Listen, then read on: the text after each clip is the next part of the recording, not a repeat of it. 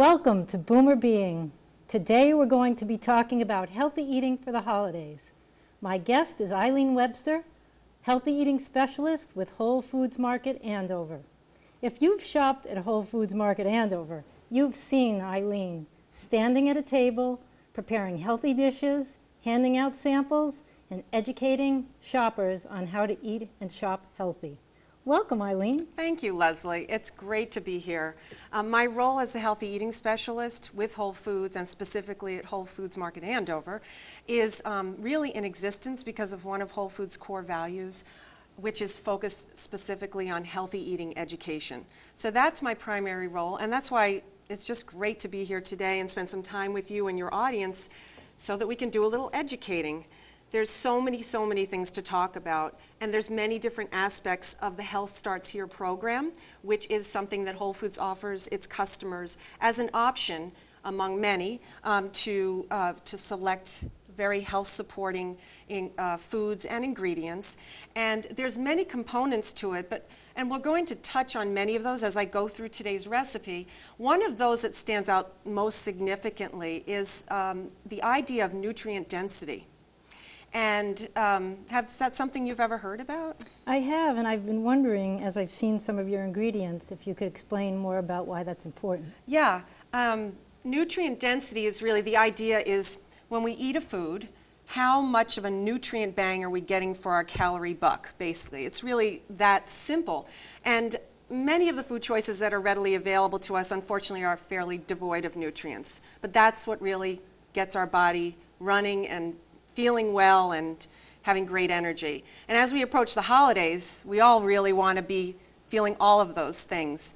So as we think toward the holidays and dishes that make us feel great energy and satisfied, we really want to try to push in these nutrient-dense foods. Definitely. So, rather than our focusing on all of the things we think about the holidays, I shouldn't be bad and I shouldn't have this, that word is just so negative. Mm-hmm. I'd like to challenge everyone to think more about some balance and just finding nutrient-dense foods that you can incorporate into your choices, whether they're meals during a busy week of work and preparing for holiday events, or even part of a holiday event itself, and think about pushing in those nutrient-dense good foods so that you're really giving your body something to go on.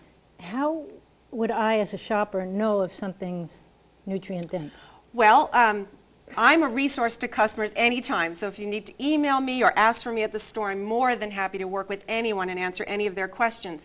One of the tools we have at Whole Foods throughout the country and also in our Andover store, particularly in our produce department, is a ranking scale that's been set up called an ANDI score. And the ANDI score stands for Aggregate Nutrient Density Index. So another acronym to add to our many, but one that really is a quick checkpoint for our customers as they're shopping, as they're looking through. It's the ANDI score is on every one of the signs in the produce department, and it helps you quickly say, well, if I'm choosing one thing over another, what am I getting? And so the top of the scale, the highest nutrient density that you can have, is 1,000 points. So there's kale right at the top of the chart. Fantastic. Spinach, which many people love, is very high up there. Mm-hmm. And as you go along, you'll see the relative nutrient density scales for all the vegetables and fruits in our produce department. Saying that, though, I do want to never diss any vegetable or fruit. Those are important to have no matter what their ANDI score is. But when you're thinking about pushing in that nutrient density and you're pondering what should I be making or what should I choose, lean toward the higher numbers, and that way for the food you're eating, you're getting your best nutrient buck. Fantastic. And so I'm going to use kale today in a recipe. The recipe I selected does use kale, which is, along with other dark green leafy vegetables, the most nutrient-dense vegetables out there. And yet, while more and more people are hearing about kale, it's still fairly unknown to many people, scares people away a little, not quite sure what to do with it. There are so many ways to enjoy it. And we have lots and lots of recipes on our Whole Foods website under Healthy Eating.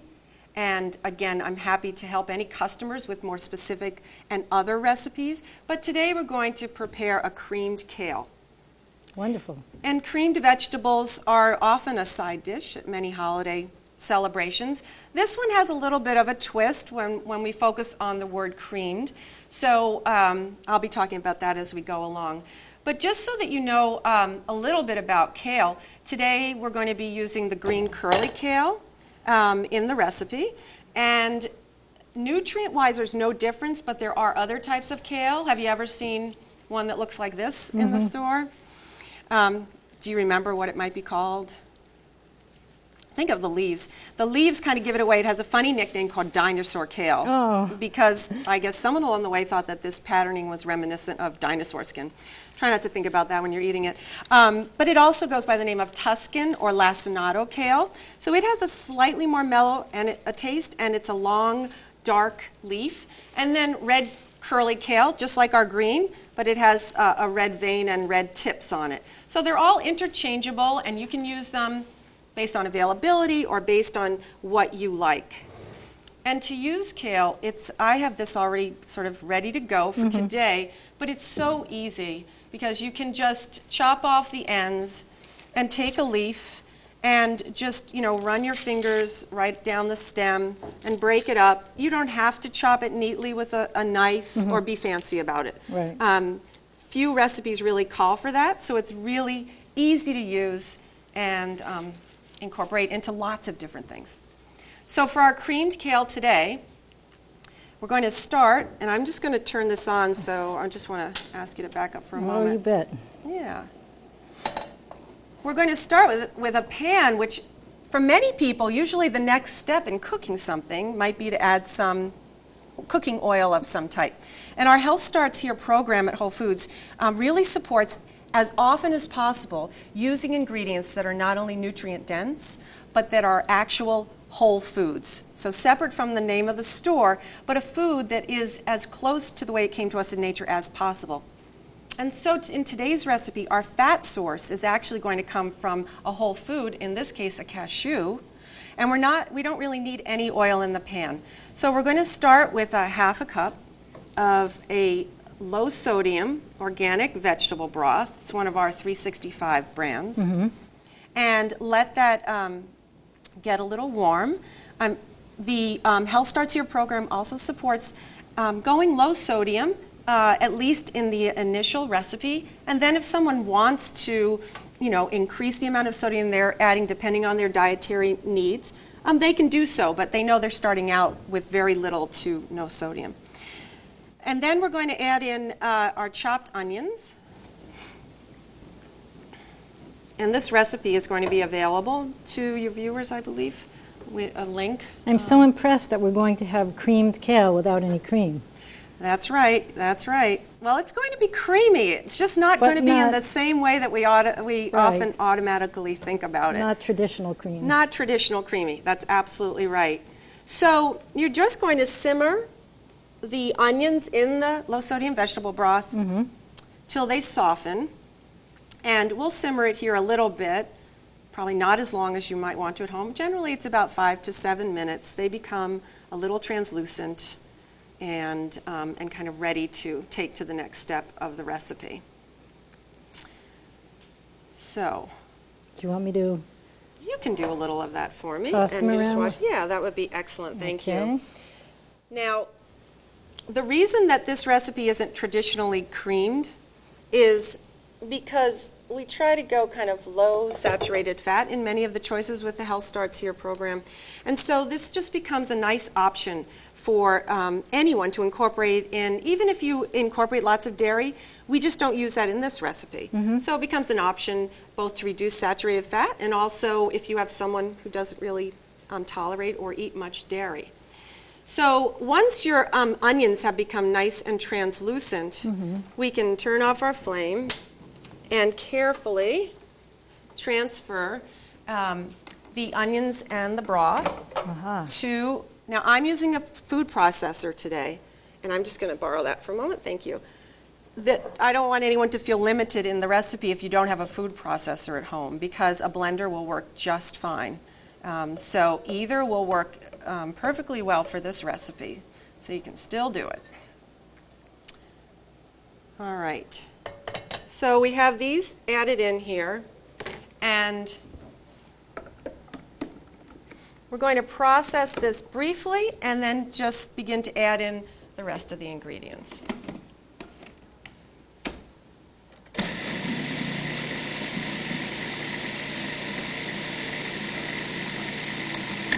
I'm sure many of you have used a food processor. Have you at home? You've used one. So always be really careful when you're putting any kind of a warm liquid in there so that no one is scalded or hurt. So we're going to now take a non-dairy milk. Again, if you would like to, divert from the recipe and use milk, because that's all you have, go right ahead. But we stick to the non-dairies. Today I selected unsweetened almond milk. And of course you could use any non-dairy unsweetened milk that you want. So do look carefully. Many labels are a little confusing. Sometimes it will say original, but check the ingredients because original still may have some sweetener in it.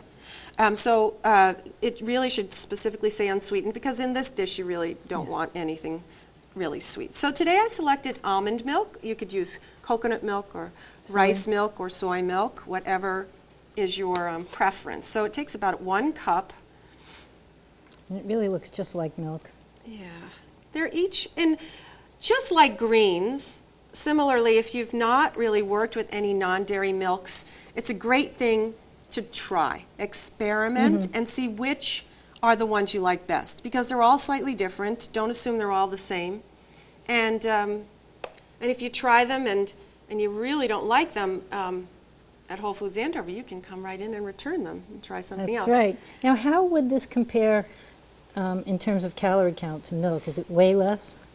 It is less calorie and definitely no saturated fat. So that's really the main, and non-dairy for those people who have issues with dairy. Yeah. So it's really around the fat source. So in goes the almond milk, in this case, the non-dairy milk. And now our fat source. And this was a new learning experience for me when I was beginning to be educated in the Health Starts Here program with Whole Foods. And for many people, that a fat source that's a whole food mainly are nuts and avocados and seeds. Those are the dominant ones. So these are raw cashews. And that's an important distinction because you wouldn't want to try to use a roasted nut. It just wouldn't work well. So it's a raw cashew, and it's been soaked in water for at least 4 hours. So this is the only part of the recipe that you really need to anticipate a bit of time that plan that you're going to make it. Sure. A little cheat though on that though is that if you said, oh gosh, I forgot to soak the cashews, use very warm water, and that will accelerate the soaking process. And the whole purpose for soaking them is to soften them enough to incorporate them into the recipe. Gotcha. So you would soak them, and then I've already drained off the liquid. You want to drain off the soaking liquid, and this recipe uses about 1/4 cup of the soaked raw cashews. So now we have our fat source in there, which will provide. Well, actually, I should explain a little more about why a nut is a whole food source of fat. So yes, you have the fats, but you also have the fiber and the vitamins and the minerals, whereas an extracted oil is the fat, but minimal, obviously no fiber, and very few vitamins and minerals remain in that. And that's why, when possible, we encourage the choice of the whole foods, and in this case, the whole food fat. Does that make sense to you? Absolutely. Now, olive oil, would that be? So olive oil is considered an extracted oil, not a whole. So the whole food fat would be the olive. And through the pressing process, you get the oil, and there's different types of means of pressing olives. You've probably read on containers, the bottles, cold pressed, first cold pressed. Yes. Extra virgin, and then maybe those that have nothing written on them. And each of those speaks to different methods of pressing the olive. And some introduce heat, which can compromise the antioxidants and the nutrients. Some are cold pressed, which will allow some of those antioxidants and the polyphenols, which are the nutrients from the vegetable itself, to still, come through with the oil. But really, it is just fat. And not that there isn't a place in our diet for fat. We need healthy fats so that we feel that feeling of satiety, so that we eat something and say, yay, that feels good. I don't have to eat again for a while. I'm satisfied. But whenever you can, you want to get the whole bang of the whole food. So when you can, rather than the extracted oil, choose a whole food fat source. And if you spend some time on the website and look through, say, at dressings and different recipes for that in the Health Starts Here program, you'll see avocados used a lot because they work beautifully that way. But again, you've got the fiber and the vitamins, minerals, the whole package. So the fat is in there, and now we're going to start playing around with things to season it up.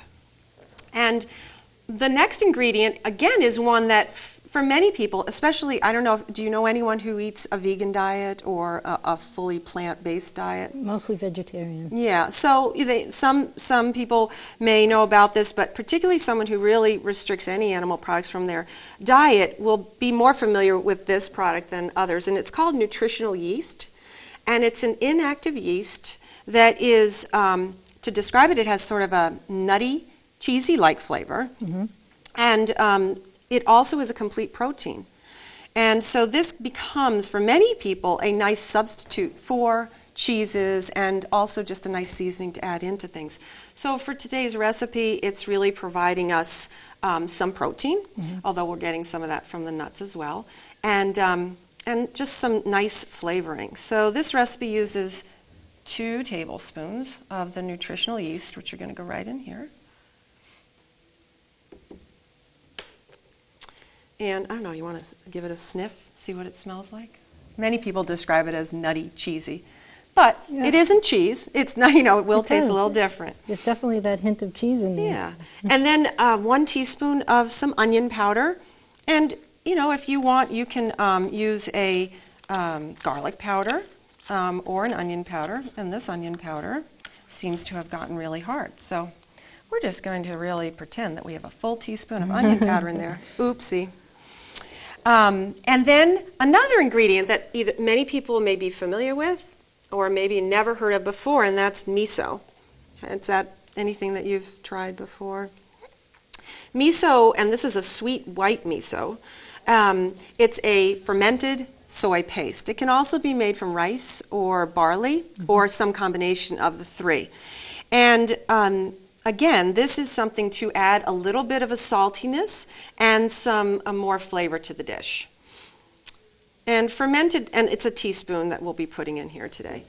Fermented soy products are some of the more healthful soy choices you can make.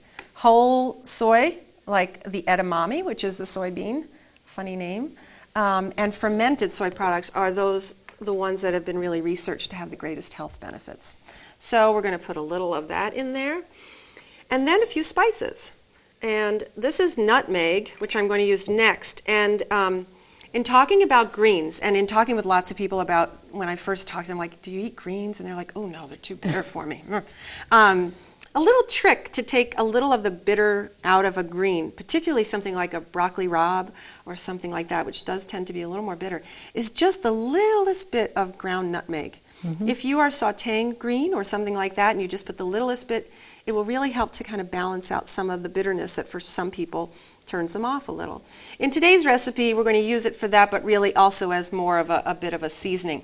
So you can use dried. You don't have to use the nutmeg itself, but I just like to do that. So it's really just a little pinch. I tried that when you recommended it to me, and I went a little overboard. Yeah. And it was a little overpowering. So okay. Now, the next time I make that recipe, yeah, I would cut the amount I used in half. Okay, great. Thank you. That's really good feedback. For better always to go a little less and have to taste it and add a little more in. So, that's also why I tend to like to use the nut itself or the nutmeg itself, because the powdered it would be really easy to put too much in, I think. And then for a little kick, and again, recipes are a starting place. If someone really doesn't want any kick at all, they don't have to put this in, or if you really like things a little spicy, a little crushed red pepper. A pinch or so. Now, my taste weighs a little heavier on the spicy, so it's good for this time of year. Cleans you out, clears you out. All right, so now we have all of our spices for basically our cream sauce. So we're going to just process that.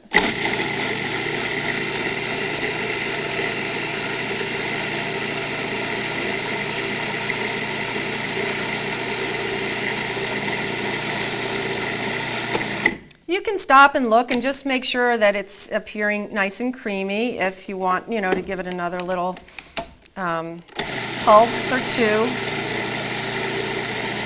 Let's get it there. All right, and now we're going to go back to the pan. And so we're going to, step away here a little bit. We're going to warm up our cream sauce. So this might be a good dish for Thanksgiving. Yeah, creamed greens are, I suppose you could make it and not even tell anyone and see if they notice, but that's totally up to your family. Yeah. It would be great on a holiday table as an alternative. It's really nice. Well, we have lots of traditions, all of us, so there may be certain things that you're never going to vary from, and that's fine. That's what tradition and holidays are for. But it's also nice sometimes to just add something new into the mix and offer people something new to try. So we're going to get this warming, and I'm not really going to do it today as a demonstration, but always taste and adjust. Sure. Someone might want to throw some black pepper in here, even a fresh herb possibly. So I really encourage people not to feel limited by the written recipe, but think of it as a place to begin. I think most people tend to use salt, particularly around the holidays, to give that depth of flavor to their foods.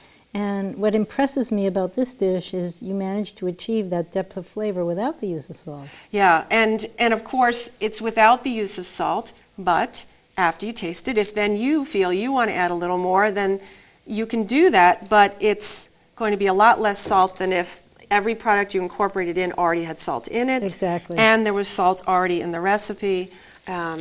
So that's great. So then you can, again, you can use any of the kales we talked about. And this can also, if you're not ready to go the jump to kale, you can use spinach. Swiss chard is another great green, dark green leafy vegetable. And any of these can become the green ingredient for your creamed greens, or in this case, kale.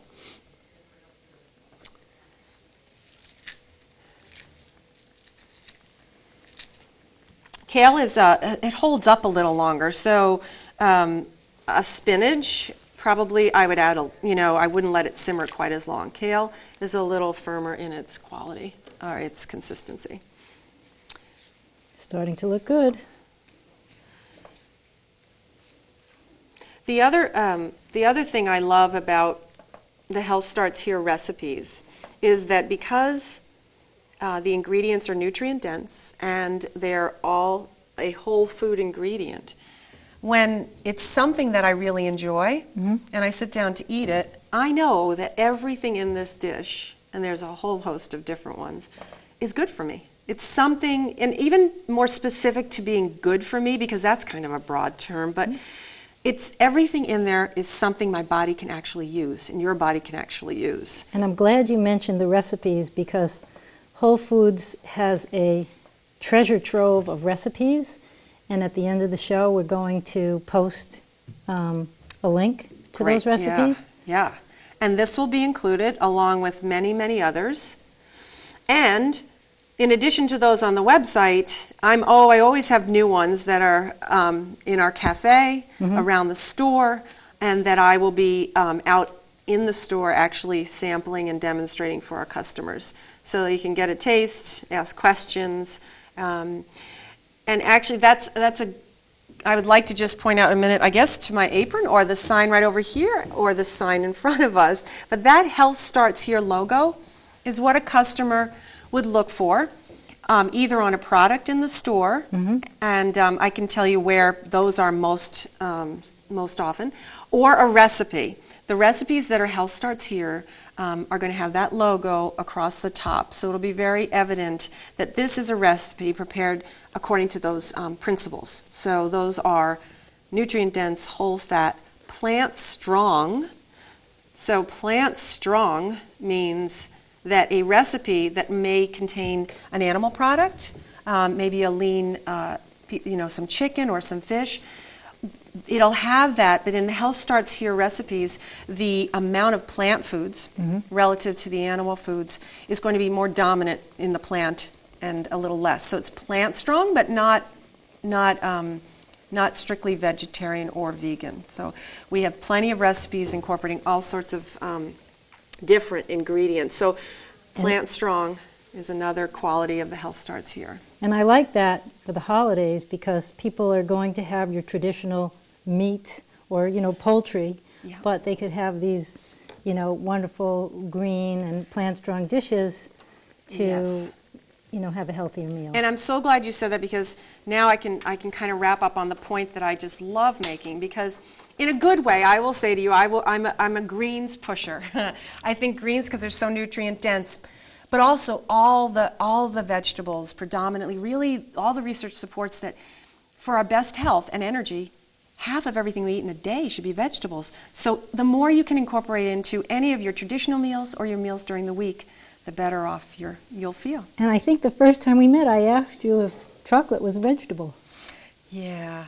Well, it is a bean, so we could probably have a little bit of a debate, but that word balance is key. Enjoy your holidays, enjoy your food, and push in that nutrient-dense, rich, whole foods as part of everything that you're enjoying. Well, I can't thank you enough for bringing this recipe to us at ATV and for sharing the wealth of resources available at Whole Foods. Thank you. I love doing it. Thanks for inviting us. And I hope, I know I'll see you, and I hope I see others of your viewers in the store. More than happy to be a resource however I can. Thank you so much, Eileen. Thanks for being with us on Boomer Being. I've been really impressed to know that Eileen will take any customer around the store and help you shop if you have any dietary restrictions, questions, or special needs. She's there as a resource. Thanks for being with us on Boomer Being. See you next time.